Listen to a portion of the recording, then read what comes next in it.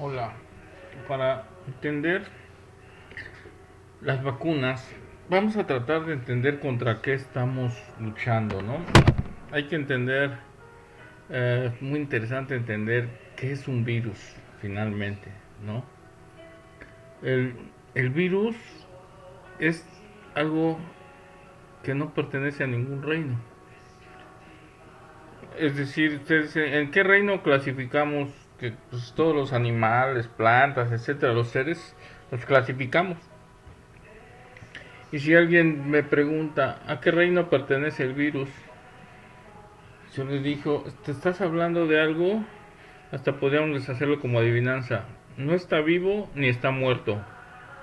¿Qué es?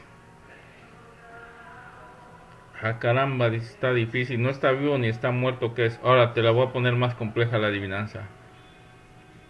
No come, ¿verdad? Tampoco respira. Entonces, no come, no respira. Y sin embargo, sí evoluciona, ¿verdad? Entonces, caray, está la adivinanza tremenda. ¿Y a qué me estoy refiriendo? Además, no lo puedes clasificar, ¿verdad? Porque como un ser vivo, porque no nace, crece, se reproduce y muere. Un ser vivo hace eso, nace, crece, se reproduce y se muere. Y toda esa adivinanza tan compleja, la respuesta es, estás hablando de un virus. Fíjense qué interesante. Algo que no está vivo nos está cambiando el mundo. Algo que no tiene vida, ¿cómo ha podido poner de cabeza a todos? Ni siquiera es algo que completa un ser vivo. Entonces, ¿a partir de cuándo tenemos un ser vivo? Pues a partir de una célula. Nosotros estamos hechos de millones y millones de células, ¿sí? Entonces tenemos millones y millones de seres vivos, están formados, nuestra piel, nuestros ojos, todo nuestro cuerpo somos millones y millones de células, ¿sí? Entonces un virus no llega ni a ser una simple célula, es como un pedazo, una parte. Y entonces al no ser una célula, no tiene las funciones de vida de un ser vivo, la célula sí. La célula nace, crece, se reproduce, muere, come, respira, defeca, las funciones que tenemos, así un cuerpo grandote, desde una misma célula hasta los millones y millones que forman, por ejemplo, el cuerpo humano. Es interesantísimo pensar cómo algo que no tiene esa capacidad ha creado la pandemia, ¿verdad? Y ha creado tantos problemas, ha matado a tantas millones de personas, ¿verdad? En el mundo. No nada más el COVID, no estoy hablando, sino a través de la historia, si lo analizamos, la gripa española y otros virus que han puesto de cabeza al mundo. Por eso es muy importante, es un problema y es algo interesante, un problema y no, porque sería más problema si no existiera. Porque, ¿por qué hablo esto? Porque si no existieran los virus, también se acaba la vida. Caray, entonces hasta resulta que son buenos los dichosos virus. Pues sí, resulta que los virus son buenos. Y si no existen los virus, se acaba la vida a ti, a mí y a todos los demás.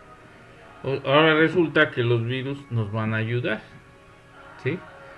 Entonces, por eso es muy interesante el tema, entender. ¿Qué pasa si desaparecieran todos los virus?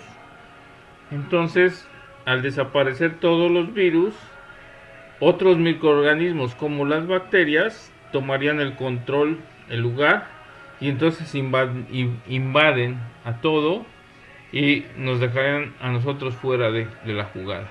Dejaríamos, los seres humanos dejaríamos de existir. Y entonces las que existirían y dominarían serían las bacterias. Y en fin, o sea, todo es tan hermoso, tan interesante estudiar, investigar, que hasta muchos conceptos, muchas cosas que nos imaginamos o nos han enseñado que no son buenas, son malas, pues todo depende del análisis y el enfoque, ¿no? Bueno para quién, malo para quién. Si hablamos del equilibrio de la vida, de tratar de globalizar todo, es sorprendente la maravilla que encontramos hasta en las cosas más pequeñas. Entonces vamos a tratar de entender esa cosa tan pequeña que nos trae de cabeza, un virus. Entonces un virus, puedo tratar de definirlo así como es un pedazo, porque no es un ser vivo, porque no está completo. Una célula sí está completa, pues el virus es más chiquito que una célula, ¿sí? Es un pedazo, como quien dice, una parte. ¿Y qué contiene? Bueno, contiene material, la parte interna, la parte medular, le vamos a llamar material genético, ¿verdad? Ese material genético lo podemos llamar que es de tipo, científicamente se le llama ARN, que es, la palabra es ARN, quiere decir ácido ribonucleico, tipo ARN, o de tipo ADN. O sea que hay virus que tienen su material genético es ARN y otros virus que su material genético es ADN. De estos, ¿cuál es más completo? Digamos, ¿cuál tiene más? Pues tiene más el que es ADN. Así, nada más con razones explicativas sencillas, es como si nos imagináramos, a ver, el ARN es, por poner un ejemplo burdo, una escalera, ¿sí? Como una escalerita. Entonces, han visto imágenes ahí de escalera, una escalerita torcida, así como si fuera una, una escalerita de caracol, ¿verdad? Ese sería para representar imaginariamente, imaginemos que así se representa el ARN. ¿Y cómo se representa el ADN? Ah, pues como el doble, como dos escaleras unidas de caracol, ¿sí?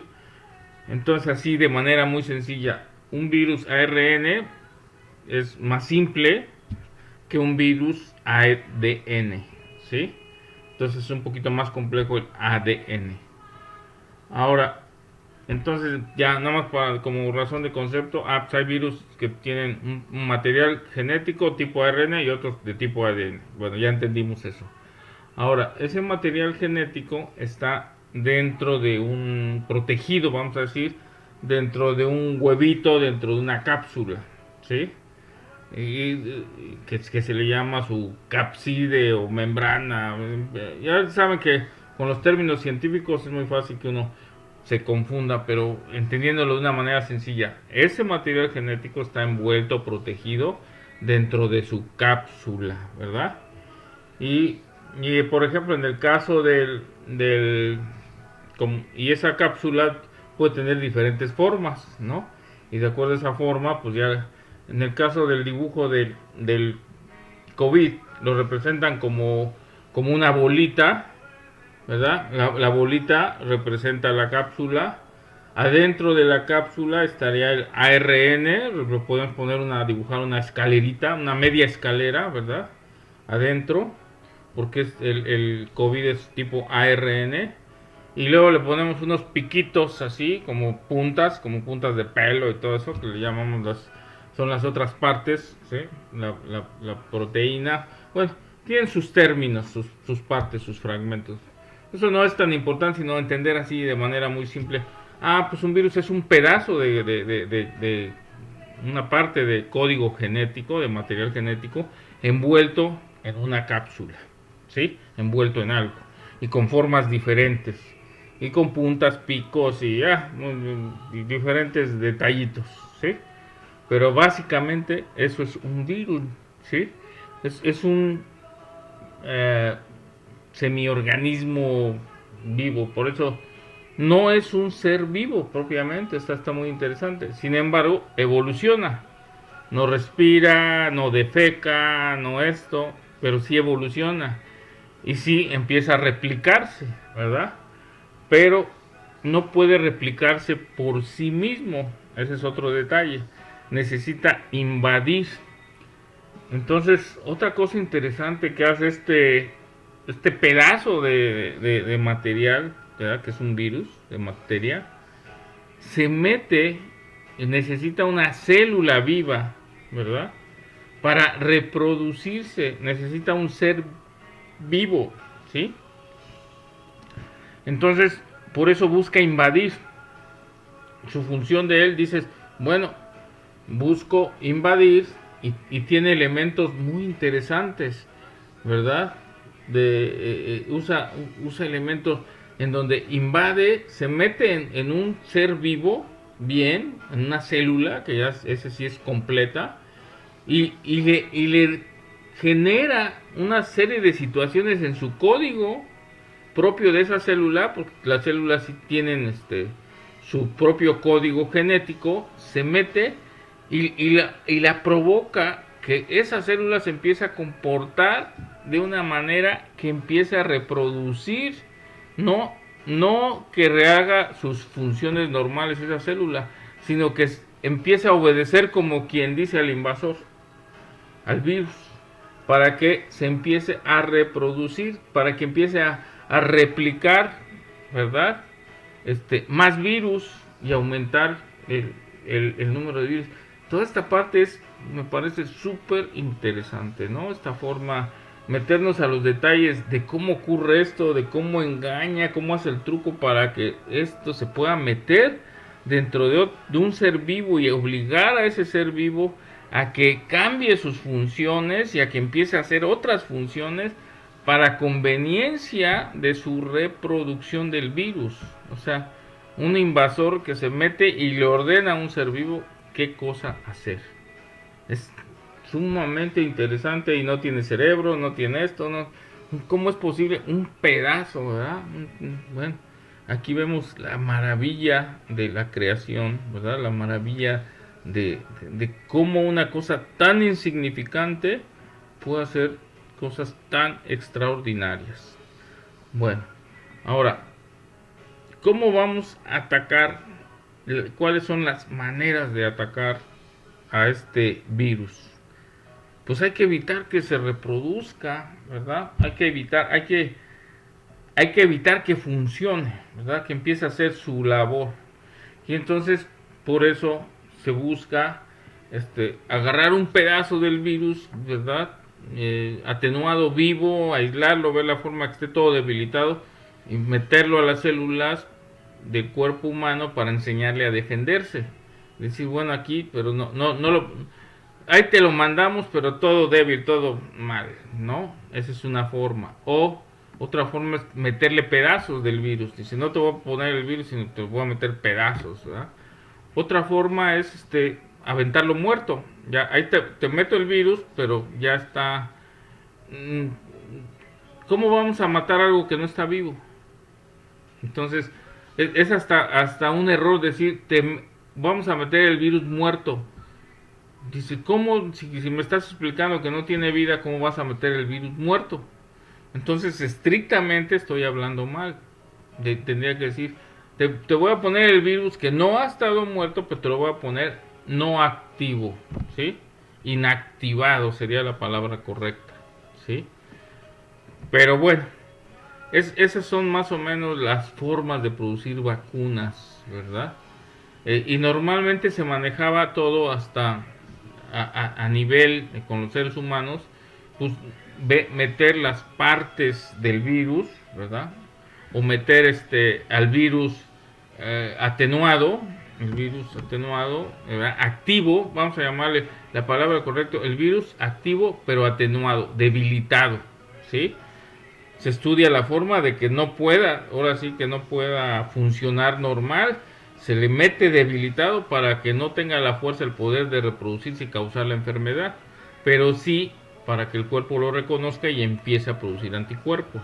Esa es una vacuna, ¿sí? Otra vacuna es meterlo el virus pero inactivado, no activo, ¿sí? Ya les expliqué por qué es incorrecto decir muerto, porque no está vivo. Bueno, inactivado.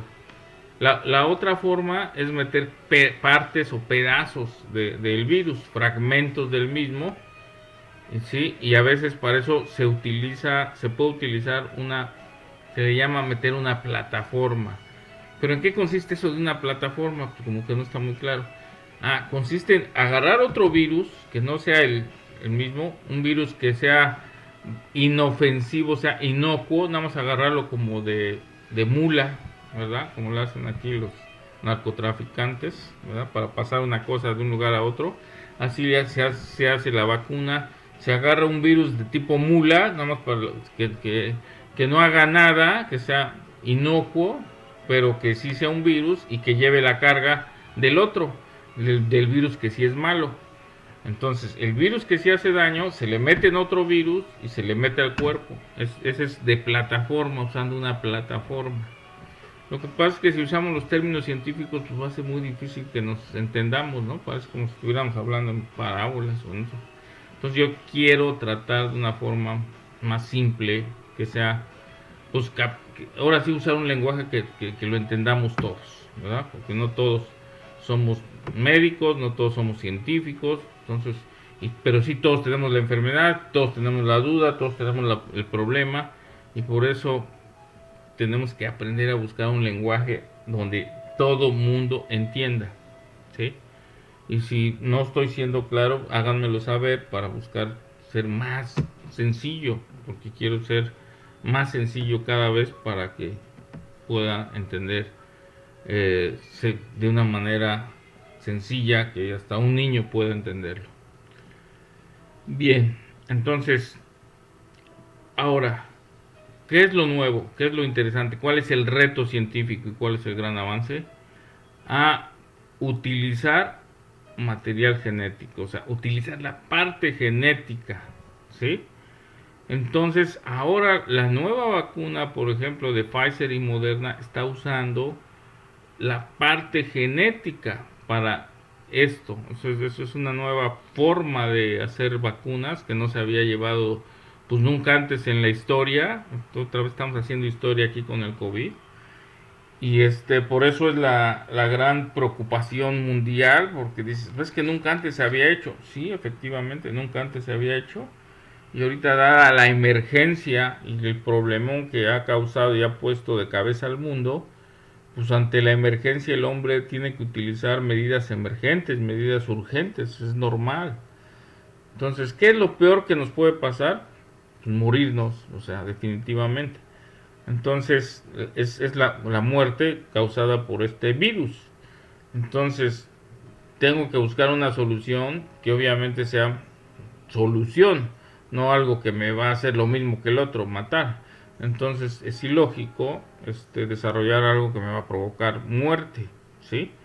Entonces, en ningún científico o desarrollador de vacunas pues, está pensando en matar, ¿sí? Sino el objetivo es evitar, ¿verdad? Eso, evitar la muerte, obviamente, que es lo peor que puede pasar si somos invadidos por un virus, ¿sí?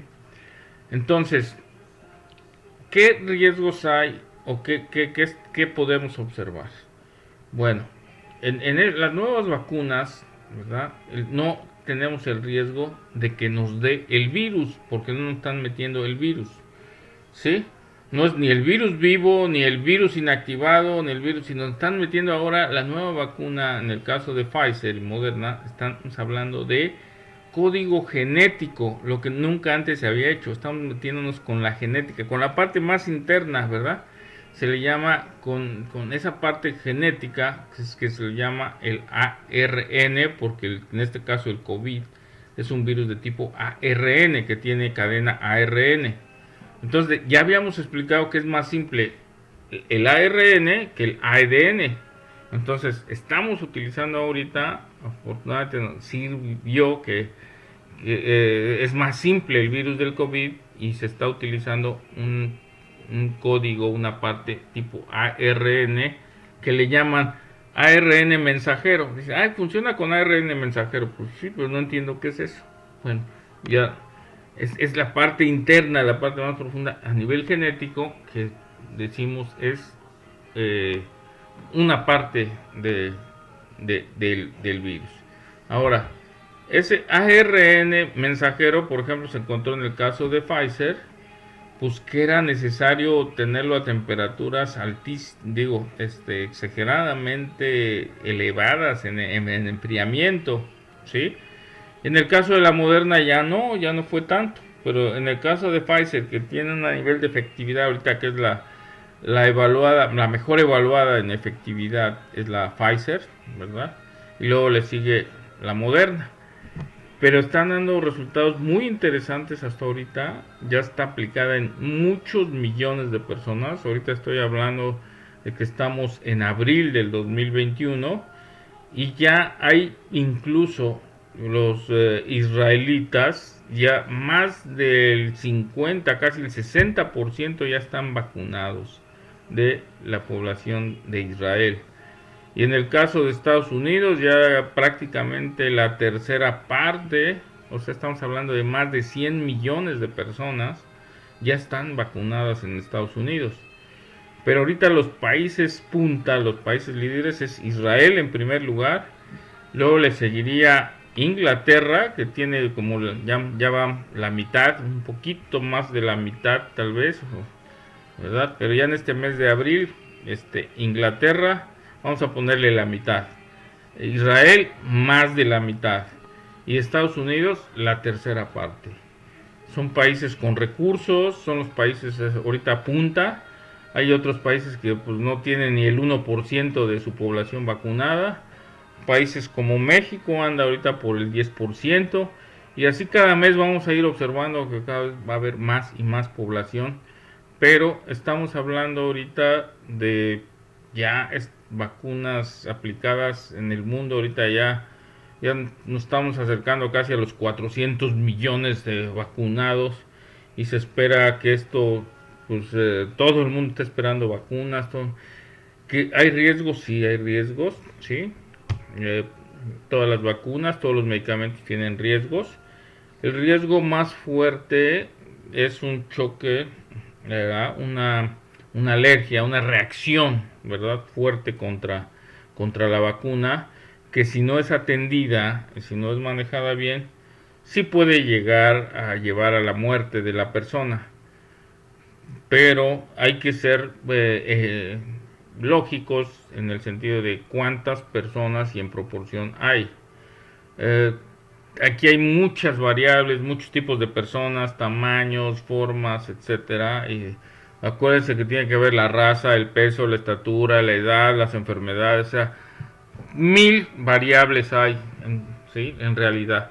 Los resultados entonces aplicados en millones hasta ahorita son buenísimos, ¿no? O sea, si se han muerto, que vamos a comparar de 300 millones de personas que se les ha aplicado la vacuna, se han muerto 1000, no es nada, así de simple, ¿no? O sea, nada más comparen 300 millones contra 1000, no es nada, hagan matemáticamente una cuenta y es el 0.001%, o sea, ese es el grado de riesgo, si hay riesgo. Ahora, ¿cómo se puede evitar o reducir ese riesgo? Bueno, haciendo un estudio y evitar que esas personas que tienen alto riesgo, pues que no se vacunen, ¿no? O sea, una persona que puede tener alto riesgo es una persona que alguna vez que le hayan inyectado algo haya tenido reacción, ¿verdad? Ante una inyección, ¿sí? Pero si tú eres una persona que te han vacunado, te han puesto vacunas, inyecciones y nunca has tenido una reacción, pues ya se te reduce mucho la posibilidad de que tú seas una de las personas. Entonces ahorita, ante lo desconocido, ¿verdad? En el sentido de que no sabemos si puedes tener, es si tú has sido inyectado alguna vez en tu vida de cualquier cosa y has tenido reacción, tienes que manifestarlo, decirlo y posiblemente tú no seas candidato, ¿sí? ¿Por qué? A lo mejor no te pasa nada, pero para evitar cualquier duda o cualquier cosa, pues mejor no te vacunes si tú has tenido alguna reacción cuando has recibido cualquier vacuna, ¿sí? Ahora, eso es lo que se trata de evitar. Ahora, muchas reacciones que se han tenido, o sea, muchos ya han tenido reacciones, las reacciones las tienen casi inmediatamente después de aplicada la vacuna. Entonces, por eso ahorita se dijeron, no, las personas, hay que tener médicos, hay que tener personal, hay que tener especialistas para ver, en el momento que le inyecten, y durante los primeros 15 minutos, si hay una reacción, hay que atenderla inmediatamente. O sea, hay que ver la reacción y contrarrestarla. Y, entonces, hay que tener equipo médico. Entonces, la siguiente recomendación. Va a haber posibilidad de que te inyectes, te pongas la vacuna, al rato la van a vender hasta en el súper y en la farmacia y donde sea, ¿sí? Yo te recomiendo ahorita que no te la pongas así, que la compré, que me la pongo yo en mi casa o llega alguien. No. Es lo mejor ahorita, mientras se desarrolla, se investiga, se conoce más, estar en los lugares como se está haciendo en Estados Unidos, en muchas partes, es tener un médico. Hay un médico ahí que si yo tengo una reacción me van a atender luego, inmediatamente. El médico me va a atender, ¿sí? Entonces, en esos lugares están diciendo te quedas 15 minutos y hay lugares donde te dejan 30 minutos, ¿sí? Ya si te dejan una hora, pues ya es exagerado. O sea, normalmente ya es entonces alguien que diga, bueno, es que este sí te ha tenido y este sí se quiere vacunar y este ha tenido, tiene alergia, tiene esto, tiene el otro y decide, pues a esa persona sí dejarla una hora, ¿verdad? Ya si presenta alguna reacción y todo, que sea atendida. Entonces, lo que sí, los que tengan duda y todo, asegúrense que haya médicos, que haya especialistas, por si ustedes tienen reacción, que sean atendidos y se les atienda inmediatamente para evitar que se complique, ¿verdad?